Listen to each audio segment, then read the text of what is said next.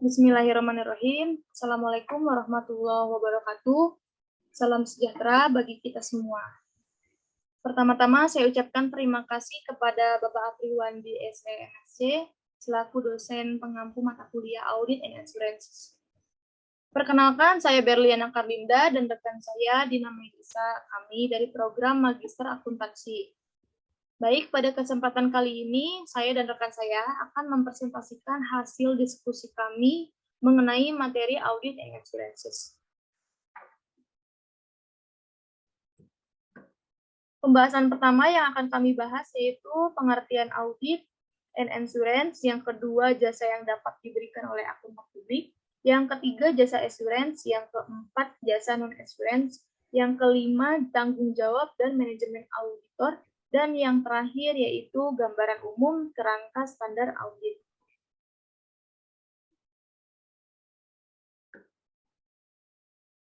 Yang pertama yang akan dibahas yaitu pengertian audit and assurance. Nah, di mana pengertiannya yaitu sebuah proses evaluasi dan pengujian untuk memberikan keyakinan bahwa aktivitas underwriting dan proses penyelesaian klaim telah dijalankan sesuai dengan kaidah dan prinsip-prinsip proses akseptasi yang sehat, baik itu dalam mengakuisisi risiko maupun dalam proses pembayaran ganti rugi. Nah, di mana underwriting di sini kita artikan sebagai penjaminan dan proses akseptasi yang sehat itu kita artikan sebagai proses sebuah perjanjian yang sehat. Maka dari itu dapat saya simpulkan audit ini memberikan opini yang independen atas kewajaran laporan keuangan yang dimana sesuai dengan standar pelaporan yang berlaku. Selanjutnya, assurance. Nah, pengertiannya itu sebuah kepastian yang diberikan oleh akuntan publik yang telah melakukan suatu jasa atestasi dengan ruang lingkup yang lebih sempit daripada suatu audit. Selanjutnya, jasa yang dapat diberikan oleh akuntan publik terdapat 5 bagian atau 5 poin. Yang pertama pembukuan, yang kedua tax accounting, yang ketiga auditing, yang keempat forensik, dan yang terakhir peninjauan. Nah, kita bahas satu persatu pembahasan atau penjabarannya. Yang pertama pembukuan, kita jabarkan yang dimana hal ini merupakan sebuah tugas dasar yang biasanya dilakukan oleh penyedia jasa akuntan publik. Nah, hal ini untuk mengawasi dan juga memastikan keakuratan data keuangan sebuah bisnis. Lalu yang kedua ada tax accounting. Nah, di mana akuntan publik ini bertugas untuk menangani, mencatat, mengkalkulasi, menganalisis, serta membuat sebuah strategi pajak yang dimana berkaitan dengan transaksi keuangan perusahaan. Yang ketiga ada auditing. Nah, auditing ini merupakan sebuah jasa yang diberikan oleh akuntan publik untuk menilai seberapa layak atau seberapa wajar penyajian laporan keuangan tersebut dibuat oleh klien, yang dimana hal itu mengacu pada akuntansi yang berlaku. Selanjutnya, akuntansi forensik. Nah, akuntansi forensik ini manfaatnya itu dapat mencegah dan membatasi cakupan kecurangan. Jika dilihat dari sebuah hasil studi, nah ini terdapat pengaruh pada penggunaan akuntansi forensik ini dalam mendeteksi kasus-kasus korupsi keuangan. Berikutnya yang terakhir yaitu peninjauan, yang dimana hal ini merupakan sebuah penilaian berdasarkan laporan pembukuan atau catatan keuangan perusahaan dengan menggunakan prosedur analisis tertentu. Contoh, misal kita membandingkan catatan pembukuan dengan laporan-laporan sebelumnya. Nah, tujuannya apa? Ini untuk mengkalkulasikan rasio keuangan. Selanjutnya, pembahasan yang selanjutnya yaitu jasa assurance.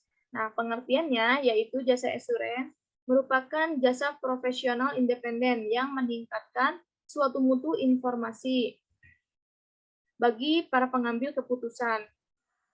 Digunakan untuk memperoleh informasi yang andal dan relevan sebagai bahan untuk pengambilan keputusan. Nah, selanjutnya ini ada jasa atestasi, yang dimana jasa atestasi ini merupakan salah satu dari tipe jasa assurance yang telah disediakan oleh profesi akuntan publik, yang merupakan jasa di mana profesi akuntan publik ini mengeluarkan laporan tertulis yang menyatakan kesimpulan atas keandalan asersi tertulis yang telah dibuat serta ditanggungjawabkan oleh pihak lain. Nah, asersi ini dapat kita garis bawahi, yaitu sebuah pernyataan dalam laporan keuangan. Nah, jadi contoh dari jasa assurance ini, contohnya yaitu misalnya jasa pengujian berbagai produk oleh organisasi konsumen, ataupun bisa seperti jasa pemerikatan televisi atau lainnya. Nah, selanjutnya, ini ada jasa assurance yang dimana kita akan membahas salah satu tipe dari jasa assurance, yaitu jasa atestasi. Nah, terdapat 3 bagian dari jasa atestasi, yaitu audit atas laporan keuangan historis, yang kedua review atas laporan keuangan historis, dan yang terakhir jasa atestasi lainnya. Kita sekarang membahas audit atas laporan keuangan historis, yang dimana pemeriksaan secara menyeluruh ini dilakukan oleh para auditor atas catatan keuangan perusahaan, yang dimana isinya itu, isi laporan tersebut itu harus akurat ataupun relevan. Apa tujuannya? Tujuannya ini agar si laporan keuangan yang nantinya akan kita sajikan itu akan terbukti kredibilitasnya. Nah, kredibilitas di sini dapat kita artikan itu dapat dipercaya kebenarannya, keakuratannya, begitu. Selanjutnya, review atas laporan keuangan. Nah, sebenarnya pengertiannya ini hampir sama seperti audit, akan tetapi review ini hanya memberikan sebuah informasi catatan keuangan tanpa bukti yang detail seperti audit, begitu. Selanjutnya ini yang terakhir ada jasa atestasi lainnya. Nah, hal ini jasa atestasi ini merupakan perluasan dari audit laporan keuangan, yang dimana ia ini hanya membutuhkan kepastian independen alias tidak terikat, kan. Nah, contohnya misal keputusan investasi untuk identifikasi risiko investasi, begitu. Baik, selanjutnya pembahasan berikutnya akan dijelaskan oleh Saudari Dina. Kepada Saudari Dina, saya persilahkan.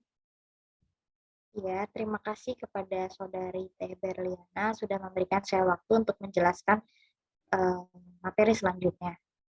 Materi selanjutnya adalah jasa non-assurance. Jasa non-assurance ini merupakan jasa yang dihasilkan oleh akuntan publik yang di dalamnya ia tidak memberikan suatu pendapat, keyakinan lain, dan keyakinan bentuk lain keyakinan. Ada 3 jasa yang sering disediakan oleh profesi akuntan publik, yaitu ada jasa perpajakan, jasa konsultasi manajemen, yang ketiga jasa akuntansi dan pembukuan. Yang pertama ada jasa perpajakan. Di sini klien selalu menemui kantor akuntan publik untuk membantu menyusun surat pemberitahuan pajak tahunan atau SPT, pajak untuk pajak PPH, pajak penghasilan, pajak pertambahan nilai, atau pajak penjualan barang mewah. Dan yang kedua ada jasa konsultasi. Jasa konsultasi manajemen di sini, kantor akuntan publik juga membantu klien meningkatkan efektivitas operasinya yang meliputi pemberian rekomendasi dan sejumlah saran yang mengenai pembenahan sistem akuntansi tersebut. Nah, yang ketiga ada jasa akuntansi dan pembukuan.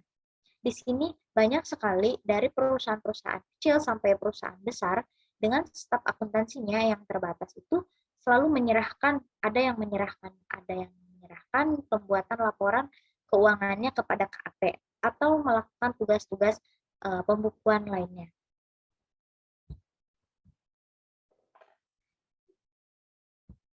Dan yang selanjutnya ada tanggung jawab manajemen dan tanggung jawab auditor. Di sini ada tanggung jawab manajemen, di mana manajemen memiliki tanggung jawab terhadap laporan keuangan dan pengendalian internal. Dan yang kedua ada tanggung jawab untuk auditor. Untuk auditor di sini ada 4 poin. Yang pertama ada materiality, reasonable assurance, dan error versus fraud. Dan yang keempat, professional skepticism. Yang pertama kita bahas yaitu materiality. Materiality di sini yaitu tanggung jawab auditor hanya pada sebuah saji material. Dan yang kedua, reasonable assurance. Di sini merupakan tingkat kepastiannya yang tinggi tetapi tidak absolut. Dan yang ketiga ada error versus fraud. Di sini error yaitu salah saji karena kekeliruan. Kalau fraud yaitu salah saji karena kecurangan. Dan yang keempat adalah professional skepticism, yaitu sikap yang selalu ingin tahu dan memberikan penilaian kritis terhadap evidence. Selanjutnya ada gambaran umum kerangka standar audit. Di sini ada 4 poin, yaitu penerimaan perikatan audit, perencanaan audit, dan pengujian audit, dan pelaporan audit. Untuk penerimaan perikatan audit di sini yaitu perikatan engagement adalah kesepakatan dua pihak untuk mengadakan suatu ikatan perjanjian. Yang kedua ada perencanaan audit, di mana keberhasilan ini penyelesaian perikatan auditnya sangat ditentukan oleh kualitasnya perencanaan audit yang dibuat oleh auditor tersebut. Dan yang ketiga ada pengujian audit. Pengujian audit di sini yaitu melaksanakan pengujian terlebih dahulu dengan audit atau mengerjakan pekerjaan lapangan yang pelaksanaannya harus mengacu ketiga standar pekerjaan lapangan. Dan yang keempat yaitu pelaporan audit. Pelaporan audit di sini yang sangat dilaksanakan oleh auditor. Di dalam pelaporan audit ini menyelesaikan auditor itu meringkas semua hasil pengujian yang menarik atau yang kesimpulan. Bisa kita sebut dengan kesimpulan dan menerbitkan laporan keuangan.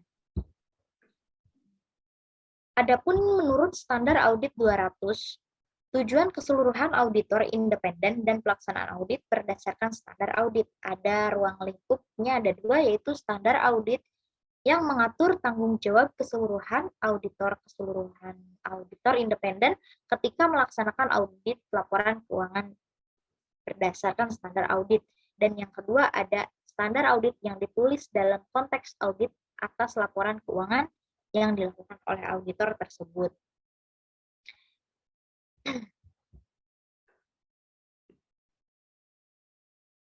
Ya, terima kasih. Sekian dan terima kasih materi yang telah saya sampaikan dan Saudari Berliana.